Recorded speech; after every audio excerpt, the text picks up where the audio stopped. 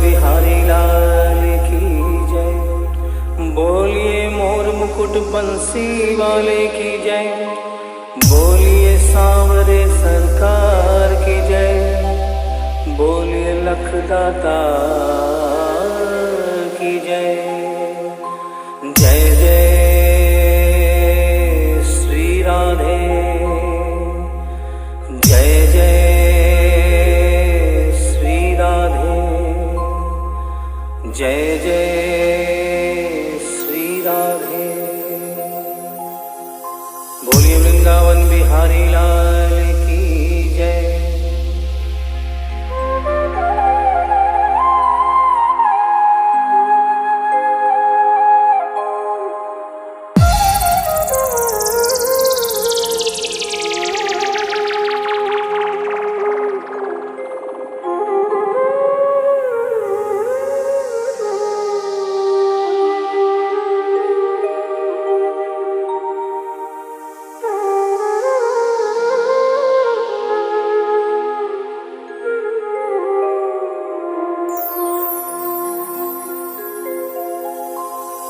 ये भजन जो मैं गाने जा रहा हूँ, ये कोई भजन नहीं है, ये एक सच्ची घटना है।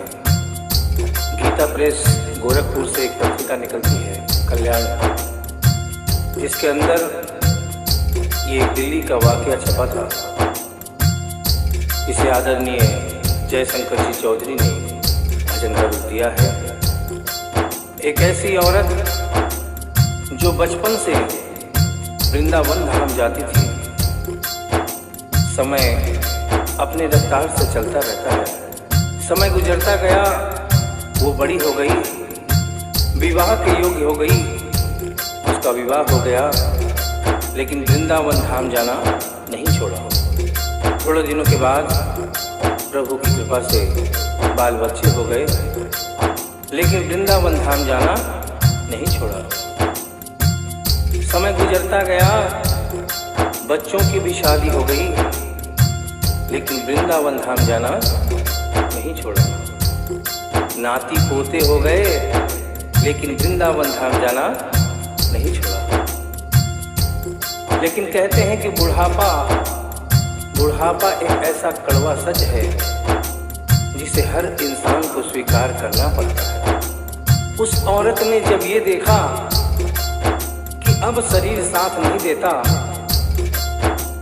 अंतिम बार वृंदावन धाम गई और वहां से कन्हैया की एक पीतल की मूर्ति खरीदकर अपने साथ अपने घर ले आई और बड़े प्यार से उसकी सेवा करने लगी। तो आइए उस औरत की जिंदगी में वो कौन सा वाकया हुआ, वो कौन सी घटना हुई, इस भजन के माध्यम से बता रहा हूँ।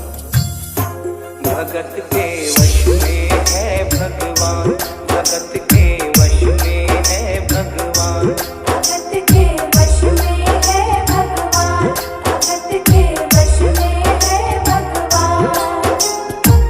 भक्त बिना ये कुछ भी नहीं है, भक्त बिना ये कुछ भी नहीं है, भक्त है इसकी जान। भगत के वश में है भगवान, भगत के वश में है भगवान, भगत के वश में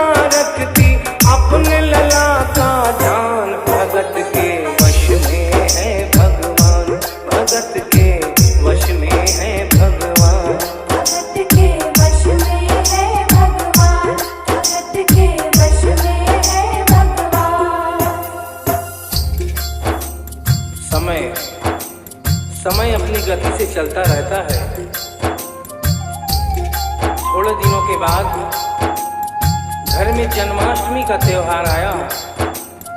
उस दिन संजोगवश उस औरत की तबीयत बहुत ज़्यादा खराब थी। वो अपने बिस्तर से उठ भी नहीं पा रही थी। उसने अपनी बहू को आवाज़ देकर कहा कि बेटा, आज जन्माष्टमी है, आज जन्माष्टमी है। आज मेरे कन्हैया को नहला धुलाकर, उसे चंदन का लेप लगाकर, उसे सुंदर वस्त्र पहनाकर पालने में बिठा दो। बहू जो कि एक जरूरी काम कर रही थी कंप्यूटर पे, उसने कहा कि माँ अभी थोड़ा वक्त लगेगा, अभी मैं एक बहुत जरूरी काम कर रही हूँ। जब 2-3 घंटे के बाद ये काम खत्म हो जाएगा तब तेरा जो काम है वो होगा। उस औरत ने कहा कि भाई, मेरे घर में हमेशा से सबसे पहला काम मेरे कन्हैया का, मेरे लल्ला का होता हुआ आया है, और आज भी सबसे पहला काम मेरे कन्हैया का होगा। ये काम करने के बाद तुम और कोई भी काम करो, मैं तुम्हें मना नहीं करूंगी। बहू को थोड़ा गुस्सा आ गया। उसने गुस्से में आकर, झुंझलाकर झटके से कन्हैया की मूर्ति को उठाया। मूर्ति हाथ से गिर गई, और जो ही मूर्ति हाथ से गिरी, उस औरत के दिल से आवाज आई, ओ लल्ला लल्ला पुकार।